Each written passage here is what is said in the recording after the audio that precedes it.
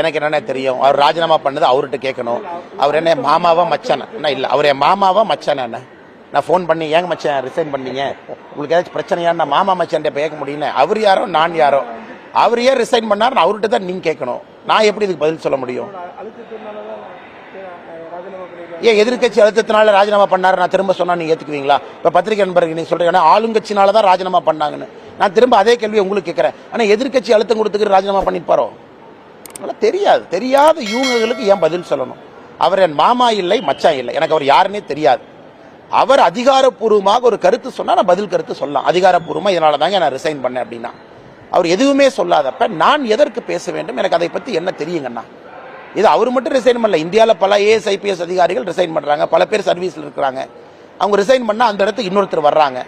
இது இத்தனை ஆண்டு காலமாக 1947க்கு பிறகு நம்முடைய பியூரோக்ரஸியில இது ஒரு சைக்கிளிக்கல் சேஞ்ச், அவ்வளவுதான். மற்றபடி அவர் கருத்து சொல்லியிருக்காருன்னு சொல்லுங்க, நான் பதில் சொல்றேன். அதான் ஏற்கனவே சொல்லிட்டேன், அவர் என் மாமாவும் இல்லை மச்சாவும் இல்லை, எனக்கு என்ன தெரியும்? இருந்தா போன் பண்ணி சொல்லியிருப்பாரு. சத்தியமா தெரியாது தலைவா, நான் நேரா பேசுறாங்க, ஒளிச்சு மறைச்சா பேச போறேன் தெரியாது. நாளைக்கு நாளைக்கு அவர் ஏதாச்சும் பேசுவார், அப்ப என்கிட்ட கேளுங்க, நான் பதில் சொல்றேன்.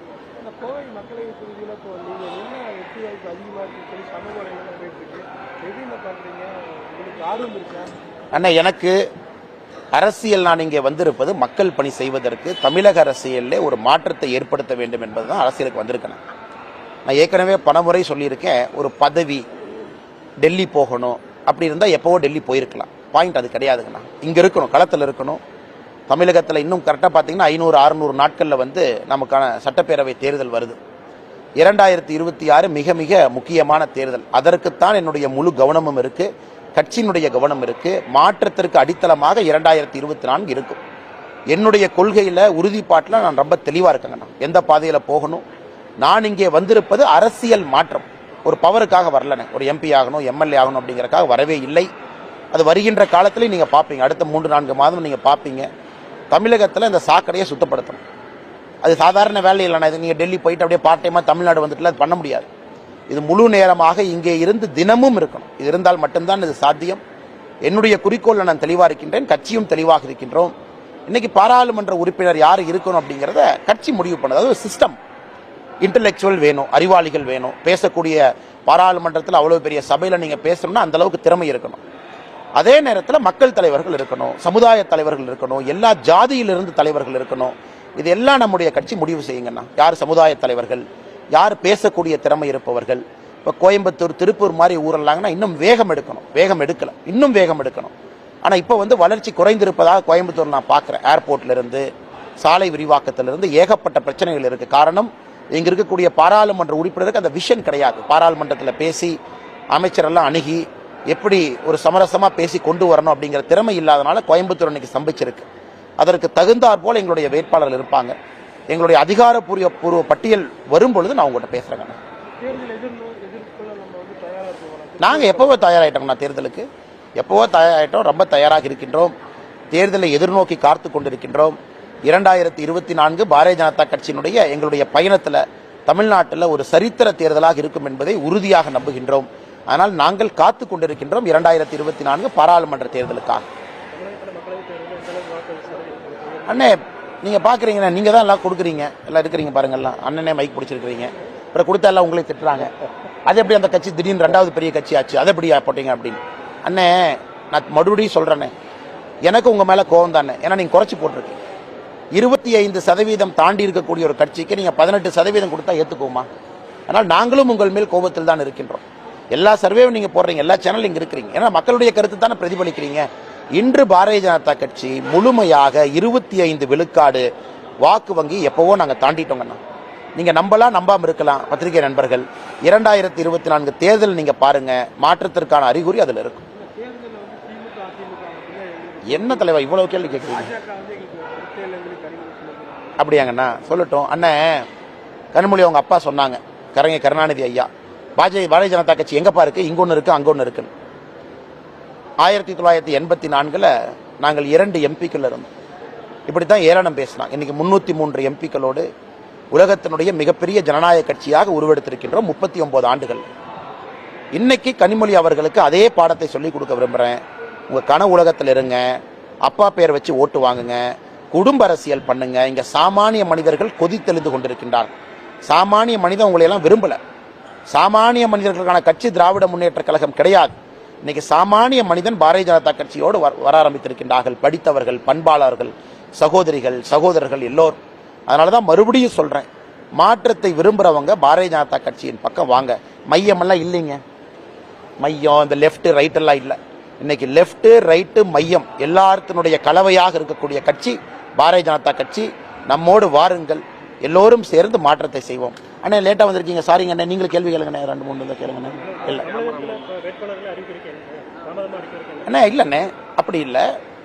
அதாவது முதல் லிஸ்ட் 195 கொடுத்துட்டோம். ஏன்னா அங்கெல்லாம் கூட்டணி கட்சி இல்லை, நேரடியாக பாரதிய ஜனதா கட்சியினுடைய போட்டி. அதை தாண்டி அடுத்த வர ஸ்டேட்ஸ், பீகாரா இருக்கட்டும், மகாராஷ்டிராவா இருக்கட்டும், ஆந்திராவா இருக்கட்டும், இதெல்லாம் கூட்டணி கட்சிகளோடு பேசணும்.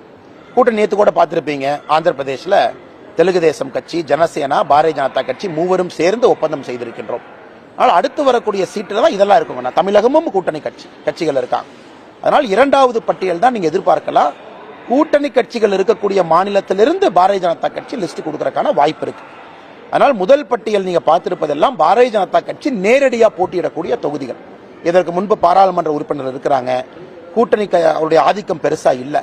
அதனால் பொறுத்திருந்து பாருங்கள். எல்லாத்துக்கிட்டையும் பேசி தான் அவங்க டெசிஷன் எடுக்கணும். இன்னைக்கு ஆந்திரா நேற்று தான் முடிஞ்சிருக்கு. என்ன சீட் ஷேரிங் பார்த்தீங்கன்னா 2 நாள் ஆகும். அதனால் நேரம் வரும்பொழுது அனைத்தையும் உங்களிடம் சொல்லுகின்றோம். அண்ணா, கோயம்புத்தூர் தொகுதியில் எல்லா தொகுதியும் முக்கியம் தானே. எல்லா தொகுதியிலும் பிரச்சனை இருக்கு. கோயம்புத்தூர் வளர்ச்சி பிரச்சனை இருக்கு, வளர்ச்சி சரி பண்ணணும். திருப்பூர் இன்னைக்கு பார்த்தீங்கன்னா இன்டர்நேஷனல் ஹப்பா மாறி இருக்கு. டெக்ஸ்டைல் இன்னும் வேகப்படுத்தணும், எல்லா வசதிகளும் செய்து கொடுக்கணும். பக்கத்து தொகுதி பேசுற பொள்ளாச்சி விவசாயிகளுக்கு பிரச்சனை இருக்கு. ஒரு முறையும் டெல்லி அழைத்து சென்று சரி செய்கின்றோம். அதற்கு அங்க இருக்கக்கூடிய ஒரு பாரதிய ஜனதா கட்சி வேட்பாளர் வேண்டும் என்று நினைக்கின்றோம். நீலகிரி டீ பிரச்சனை இருக்கு, சரி பண்றோம். அவர்களும் அடுத்த கட்டத்துக்கு எடுத்து செல்ல வேண்டும். ஸோ இன்னைக்கு தமிழகத்தை பொறுத்த வரைக்கும்னா மக்களுடைய குரலாக ஆளும் கட்சியின் சார்பாக இருக்க வேண்டும் என்று மக்கள் விரும்புகின்றார்கள். அதுதான் இன்னைக்கு இந்த தொகுதிகளுடைய சேலஞ்ச். 2024 பாரதிய ஜனதா கட்சியை சார்ந்த நம்முடைய மக்கள் பிரதிநிதிகள் இங்க வரும் பொழுது உங்களுடைய குரலாக அவர்கள் இருப்பார். வேகமா டெல்லி ஓடி போவாங்க, மினிஸ்டரை பார்ப்பாங்க, கூட்டிட்டு வருவாங்க, பேசுவாங்க. இன்னைக்கு பாருங்க, தென்னங்கண்ணுக்கெல்லாம் ஒரு நோய் வருதுன்னு 100 ஆண்டுகள் கழித்து. அதெல்லாம் சரி பண்ணணும். அதுக்கு ஒரு ரிசர்ச் ஸ்டேஷன் கொண்டு வரணும். நிறைய விஷயங்கள் செய்யணும். அதே போல திருப்பூர் போங்க, பிரச்சனை இருக்கு அவங்களுக்கு. டெக்ஸ்டைல் இண்டஸ்ட்ரி, ஆனால் cyclical industry, world global industry. அது பிரச்சனைகள் வர வர சரி பண்ணணும். அவ்வளவு வேகமா ஆக்டிவா அந்த எம்பி இருக்கணும். அதே போல எக்ஸ்போர்ட் ப்ரொமோஷனுக்கு கூட நிக்கணும். லேபர் பிரச்சனை இருக்கு, சரி பண்ணணும். இன்னைக்கு இஎஸ்ஐ ஹாஸ்பிட்டல் கட்டி கொடுத்துருக்கு. இந்த மாதிரி நிறைய விஷயங்கள் பண்ணணும். அதனால் நம்முடைய இங்க இருக்கக்கூடிய எம்பி சித்தாந்த அடிப்படையில் வளர்ச்சி வேண்டாம், இது வேண்டாம், 4 வழி சாலை வேண்டாம், 6 வழி சாலை வேண்டாம், எப்படின்னா ஊர் வளரும்? அதனால் நமக்கு வளர்ச்சி வேண்டும். வளர்ச்சி இன்னைக்கு பாரதிய ஜனதா கட்சி. அதனால் இது அனைத்தையும் முக்கியமாக பார்க்கின்றோம். இதுல எதுவுமே பெருசு சின்னதுன்னு பார்க்கலீங்கன்னா எல்லா இடத்துலயும் மக்கள் இருக்கிறாங்க. எல்லா மக்களும் நம்முடைய மக்கள். அதனால் எந்த தொகுதியும் நாங்கள் உயர்த்தியோ தாழ்த்தியோ பார்க்கவில்லை. 39 சமமாகத்தான் பார்க்கின்றோம். அதனால் தான் இந்த முடிவே. 6 மாதத்திற்கு முன்பே நம்முடைய பொறுப்பாளர்களை போட்டு வேலை நடந்து கொண்டிருக்கிறோம். Final call கொடுத்துட்டாங்களே.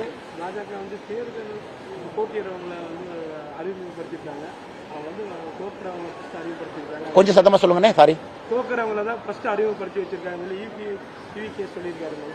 ஏனே இவிகே இளங்கோவனை பத்தி அவரே பாவனே. 2019 தேர்தல் எப்படி நடத்தினாருன்னு எல்லாத்துக்கும் தெரியும். மத்தியானம் 11 மணிக்கு வருவாரு, 1 மணிக்கு திரும்ப தூங்க போயிருவார். அதனால அவர் பேசலாம், ஏன்னா சீரியஸா எடுத்துட்டு இருக்கிறீங்க. ஆனால் இன்னைக்கு இவிகே இளங்கோவன் அவர்கள் அவங்க எல்லாம் குடும்ப பாரம்பரியம் பேசி பேசி அழிஞ்சு போனவங்க. தமிழ்நாட்டில் யாராச்சும் ஒரு தலைவர் எங்க அப்பா இப்படி, எங்க தாத்தா இப்படின்னு பேசி பேசி அந்த குடும்பம் அழிந்திருக்குன்னா அது இவிகே இளங்கோவன் அவர். அதனால் வெறும் பழம்பெருமை பேசி, மக்களை கேவலமா பேசி, யார சொன்னாரு சாரதா நீ சால் போடணும், அவரு தானே, பேர் மறந்துட்டாங்க அம்மாவோட பேர், அப்படிலாம் அசிங்கப்படுத்தி பொது மேடையில வன்மத்தை கக்கி மகளிருக்கு சகோதரிக்கெல்லாம் எந்த மரியாதையும் கொடுக்காக இவிகே இளங்கோவன் என்ன இன்னைக்கு அவங்க பேசுறதெல்லாம் ஏனே சீரியஸா இருக்கு. ஆனா நம்முடைய மூத்த நடிகர், ஒரு அற்புதமான ஒரு நடிகர், அரசியல்ல ஒரு மாற்றத்தை ஏற்படுத்த வேண்டும் என்று சில வருடங்களுக்கு முன்பு கமலஹாசன் அவர்கள் மக்கள் நீதி மையம் என்று ஆரம்பித்தார். இன்னைக்கு தமிழக அரசுல அல்லது தமிழகத்தினுடைய அரசாங்கத்தில், தமிழகத்தினுடைய அரசியல்ல ஒரு மாற்றம் வர வேண்டும் என்றால் திமுக என்கின்ற கட்சி இந்த 3லும் இருக்கக்கூடாது என்பது நமக்கு தெரியும். இன்னைக்கு திரும்ப கமலஹாசன் அவர்கள் மறுபடியும் திமுக பக்கம் போய் இணைந்திருக்கின்றார். இது மக்கள் நிறைய கேள்வி கேட்கிறாங்க, என்னாச்சு? அது குறிப்பா கோயம்புத்தூர் பகுதியில் பத்திரிகை நண்பர்கள் கேட்கறீங்க என்னாச்சு. ஆனா இது நமக்கு என்ன சொல்கிறது என்றால், அதாவது அரசியல் என்பது கடினமான ஒரு வேலை. அதிலும் குறிப்பாக கொள்கை அரசியல் என்பது இன்னும் கடினமானது. பிடித்திருக்கக்கூடிய கொள்கையை விடாமல் அந்த கொள்கையிலே பயணம் செய்வது மிக மிக கடினம் என்பது கமலஹாசன் அவர்கள் திமுகவோடு இணைந்திருப்பது நம் அனைவருக்கும் கூட அது தெரிவிக்கின்றது. அது கமலஹாசன் அவர்களுடைய முடிவு, எங்கே செல்ல வேண்டும் என்பது அவருடைய முடிவு. ஆனால் இத்தனை காலமாக தொண்டர்கள், அவருக்கென்று இருக்கக்கூடிய அந்த கட்சியினுடைய மூத்த தலைவர்கள், தொண்டர்கள் எல்லோரும் ஒரு மாற்றம், ஒரு மையம் நடுவிலே யாருக்கும் சாராமல் இருக்க வேண்டும் என்பது அவருடைய அரசியல் நிலைப்பாடாக இருந்தது. இன்று முற்றிலும் மாறி திமுக பக்கம் சென்றிருப்பது எந்த அளவுக்கு தமிழகத்தில் திமுக என்கின்ற தீய சக்தியினுடைய ஆதிக்கம் இருக்கிறது என்பதை நமக்கு உணர்த்துவது மட்டும் இல்லாம, கமலஹாசன் அவர்கள் தன்னை நம்பி வந்தவர்களையும் ஒரு மாற்றம் கொடுக்க முடியும் என்று எதற்காக அரசியலை ஆரம்பித்தாரோ, மறுபடியும் திரும்ப எங்கே அரசியலுக்கு அவர் வர்றதுக்கு முன்னாடி எப்படி இருந்துச்சு அங்கேயே போய் திரும்ப நின்று இருக்கார். அதனால் இந்த நேரத்தில் என்னுடைய வேண்டுகோள், தமிழகத்தில் மாற்றத்தை யாரெல்லாம் விரும்புகின்றீர்களோ உங்களுக்கான ஒரே ஒரு கட்சி பாரதிய ஜனதா கட்சி மட்டும்தான். தமிழகத்தில் ஊழல் இல்லாத நல்ல ஒரு சமுதாயத்தை உருவாக்க வேண்டும். குறிப்பாக இந்த தீய சக்தி திமுக இல்லாத ஒரு அரசாங்கம், ஒரு ஆட்சி, ஒரு அரசியல் தமிழகத்திலே வர வேண்டும் என்றால் அது பாரதிய ஜனதா கட்சியால் மட்டும்தான் முடியும் என்பதை மக்கள் பேச ஆரம்பித்திருக்கின்றார்கள். அதனால் இன்னைக்கு நிறைய பேர் பார்த்தீங்கன்னா வேறு வேறு கட்சியிலிருந்து அதிக அளவில் வெளியே வந்து நம்மிடம் சேர ஆரம்பித்திருக்கின்றார்கள். அவர்கள் எல்லோரும் நம்மை நம்பி வர வேண்டும். ஏன்னா அது கொள்கை பிடிப்பு. நிச்சயமாக தமிழகத்திலே ஒரு மாற்றம் கொடுக்க வேண்டும் என்று பாரதிய ஜனதா கட்சி களம் இறங்கி இருக்கின்றோம். அது நிச்சயமாக இந்த 2024 பாராளுமன்ற தேர்தலில் நடத்தி காட்டுவோம். அதே நேரத்தில் தனிப்பட்ட முறையில் கமலஹாசன் அவர்களை புண்படுத்துவதோ, இப்போ நிறைய பேர் சொல்றாங்க இதுக்கு நீங்க டிவியை உடைக்காம இருந்திருக்கலாமே அப்படிலாம், அதெல்லாம் நான் பேச விரும்பல. காரணம், அவருக்கு இருக்கக்கூடிய நிர்பந்தம். அரசியல் நடத்தி பார்த்தாரு, இடையில திரும்ப சினிமாக்கு போனாங்க, திரும்ப பிக் பாஸுக்கு போனாங்க, திரும்ப ஏதோ செஞ்சு பார்த்தாங்க. நான் ஒரே விஷயத்தை என்ன சொல்வேன்னா, முயற்சி எடுத்து பார்த்தார் என்று மட்டும்தான் சொல்வேன். ஏன்னா அரசியல் ரொம்ப ரொம்ப கடினம். கமலஹாசனை பொறுத்தவரை ஒரு முயற்சி எடுத்து பார்த்திருக்கார். திரும்ப வேறு வழி இல்லை, மறுபடியும் திமுகவிடம் சென்று சரணட வேண்டிய நிலைமை. காரணம், திமுகவுடைய ஆதிக்கம் எல்லா பக்கம் இருக்கு சார், சினிமா துறையில் இருக்கு. அவங்க இல்லாம நீங்க படத்தை ரிலீஸ் பண்ணிடுவீங்களா? இல்ல திமுக இல்லாம யாராச்சும் நமக்கு பணம் தான் கொடுத்துருவாங்களா ஒரு ப்ரொடியூசரா? இல்ல தியேட்டர் அன்லாக் பண்ணி திமுக சாராம, உதயநிதி ஸ்டாலின் இல்லாம ஒருவர் எடுத்திருக்கக்கூடிய படத்தை ஒரு சினிமா தியேட்டர்ல தைரியமா ரிலீஸ் பண்ண முடியுமா? முடியாது. இன்னைக்கு கமலஹாசனுடைய பல படத்தை பார்க்கிறோம், கோ ப்ரொடக்ஷன் உதயநிதி ஸ்டாலின் இருக்கிறாங்க. இதெல்லாம் கருத்தில் பார்க்கும் பொழுது நமக்கு இது தெரியும், இது எப்பவோ நடக்கிறது, இது எப்பவோ நடந்திருக்கணும், ஆனா இன்னைக்கு நடந்திருக்கு. ஆனா கமலஹாசன் அவர்களை போன்ற ஒரு பெரிய கலைஞன் திமுக கொடுக்கக்கூடிய ராஜ்யசபா சீட்ல தான் பாராளுமன்றத்திற்குள்ள செல்ல வேண்டும் என்பதே வேதனை அளிக்கிறது. அந்த கலைஞன் சரியான நிலைப்பாட்டில் இருந்திருந்தால், சரியான பக்கம் இருந்திருந்தால் நிச்சயமாக அவருக்கான அரசியல் வெகுமதிகள் எப்பொழுதே வந்திருக்கும். அதனால் கமலஹாசன் அவர்களுடைய முடிவை பற்றி இது சரியா இது தப்பாங்கிறத நான் போக விரும்பல. இன்னைக்கு தமிழகத்திலே தனித்து ஒரு கட்சி மாற்றத்திற்காக நின்று கொண்டிருக்கிறது என்றால் அது பாரதிய ஜனதா கட்சி என்பது மற்றும் ஒரு முறை நிரூபணமாகி இருக்கு. நீங்க கேளுங்கண்ணா.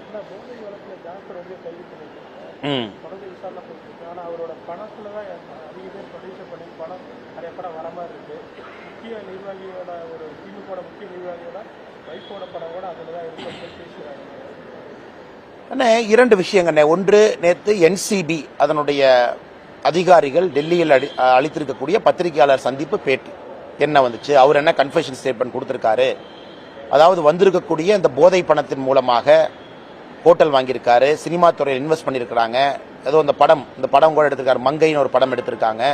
இதெல்லாம் ஒரு விஷயம் NCBயினுடைய பத்திரிகையாளர் சந்திப்பில் நமக்கு தெரிய வந்திருக்கிறது.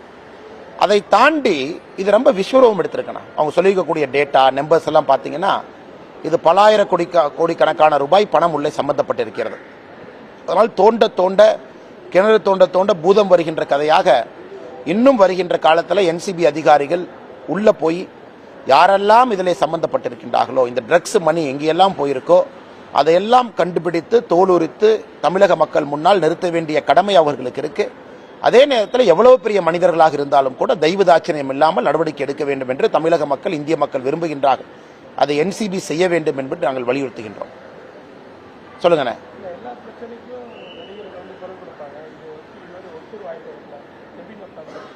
வாய் திறந்தாங்கன்னா எப்படி நான் படத்தை ரிலீஸ் பண்றது? இன்னைக்கு இருக்கக்கூடிய நம்முடைய நடிகர் பெருமக்கள் வாய் திறந்து தமிழ்நாட்டில் இது நடக்குது அது நடக்குதுன்னா அவங்க படத்தை எப்படி ரிலீஸ் பண்ணுவாங்க? எப்படி உதயநிதி ஸ்டாலின் அந்த படத்துக்கு பணம் போடுவாரு? எப்படி சினிமா தியேட்டரில் அவங்களுக்கு ஸ்லாட் கிடைக்கும்? எதுவுமே கிடைக்காது. அதனால் தமிழகத்தில் இன்னைக்கு நடிகர்கள் குரல் கொடுக்க வேண்டும். நடிகர்கள் எதுக்குன்னே குரல் கொடுக்கணும்? அவங்களுக்கு என்ன தெரியும்? நான் திரும்ப ரிவர்ஸில் கேட்குறேன். இன்னைக்கு நீங்கள் சொல்கிறீங்க நடிகர்கள் எல்லா பிரச்சனைக்கும் குரல் கொடுக்கணும். நடிகர்கள் எதற்கு குரல் கொடுக்க வேண்டும் நான் கேட்குறேன். அவங்க என்ன சமுதாயத்தில் சமூக ஆர்வலராக இருக்கிறாங்களா? என்ஜிஓ நடத்துகிறாங்களா? இல்லை உங்களை போன்று என்னை போன்று சாமானிய வாழ்க்கை வாழுகின்றார்களா? இல்லை ரோட்டில் போய் மக்களுடைய கஷ்டத்தை பார்க்குறாங்களா? அதனால் நீங்கள் முதல்ல உங்கள் கேள்வியை தமிழ்நாட்டில் எதற்கெடுத்தாலும் நடிகர்கள் தான் பேசணும். அந்த மனநிலையிலிருந்து முதல்ல வெளியே வரணும். நடிகர்கள் ஒரு சிறு வட்டத்துக்குள்ள வாழ்றாங்க. ஒரு சிறு வட்டத்திற்குள்ள ஒரு கட்டம் போட்ட கோடுக்குள்ள வாழ்ந்து கொண்டிருக்கின்றார். அவ்வளவுதான். ஆனால் நடிகர்களை கொண்டு எல்லா பிரச்சனைக்கும் குரல் கொடுத்து அது தமிழக மக்களுடைய கருத்து, மக்கள் நினைக்கிறதே முட்டாள்தனம். அதுல இருந்து முதல்ல வெளியே வரணும்.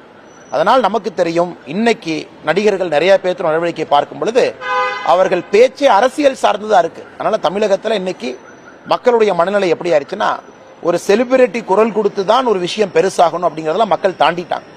இன்னைக்கு சமுதாயத்தில் யார் பணி செய்கின்றார்களோ அவர்களுடைய குரல் கம்பீரமாக ஒலிக்க வேண்டும் என்றுதான் சாமானிய மக்கள் விரும்புகின்றார்கள். அதனால் நடிகர்களுடைய வேலை நடிப்பது, அதுக்கு விட்டுறலாம். அவங்க படத்தில் நடிக்கிறாங்க, நமக்கு பிடிச்சிருக்கா, பார்க்குறோம், கை தட்டிட்டு வெளியே வந்துடும், அதோடு நிறுத்திக்கணும். கேரளாவில் எப்படி இருக்காரு பாருங்க, எவ்வளோ ஸ்மார்ட்டாக இருக்காங்க. மம்முட்டி ஐயாட்ட யாரோ கேட்டாங்க, ஏங்க அரசியலுக்கு வரலேன்னு. சினிமா வேறனே, அரசியல் வேறு. சினிமாவிலே கைத்தட்டி பார்ப்பவர்கள் அரசியலுக்கு வரும்பொழுது கைத்தட்டுவார்கள் என்று எனக்கு தெரியாது. அதனால் ஒதுங்கி இருப்பது நல்லது. நிறைய இவங்க மட்டும் இல்லை, இந்தியாவில் இருக்கக்கூடிய பல தலைவர்கள்.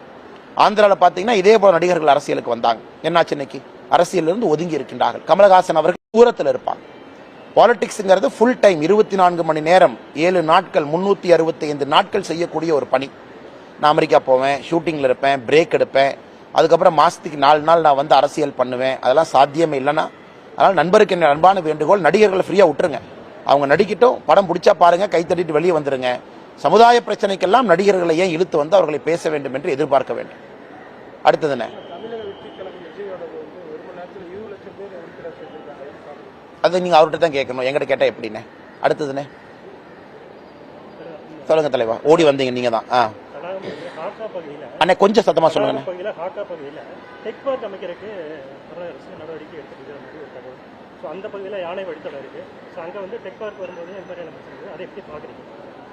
அண்ணே, டெக் பார்க் அமைப்பதற்கு எத்தனையோ இடங்கள் இருக்கு. இன்னைக்கு இவங்க டெக் பார்க் அமைப்பதாக சொல்லி எதுவுமே செய்யல. குறிப்பாக அதுக்கு பார்த்தீங்கன்னா இங்கே தனியாக நம்முடைய ஏர்போர்ட் பக்கத்திலேயே அவர்களுக்கான திமுக ஆட்சியில் ஒரு புதுசாக டெக் பார்க் போடுறாங்கன்னா பக்கத்தில் லேண்ட் வாங்கியிருக்காங்கன்னு அர்த்தம். அதை நல்லா மக்கள் புரிஞ்சுக்கணும். அதை போய் பக்கத்தில் இருக்கிற டாக்குமெண்ட்டில் எடுத்து பாருங்க, ரெஜிஸ்ட்ரேஷன் எவனாச்சும் பண்ணி வச்சிருப்பான். அதனால் இவர்கள் பண்ணுவதே டெவலப்மெண்ட் என்பதே ஒரு கேலிக்கூத்து. திமுகவுடைய ஆட்சியில் வளர்ச்சி என்பது கேலிக்கூத்து. வளர்ச்சி எங்கே இருக்கும்னா, திமுக காரன் லேண்ட் ஏதாச்சும் வாங்கியிருந்தானா, நிலம் வாங்கியிருந்தானா அது பக்கத்தில் வளர்ச்சி இருக்கும், அங்கே கொண்டே கம்பெனி வைப்பான். அதனால் இதெல்லாம் கூட அது போன்ற ஒரு முயற்சி மட்டும்தான். இதனால் யாருக்கும் எந்த பிரயோஜனமும் இல்லைங்கண்ணா.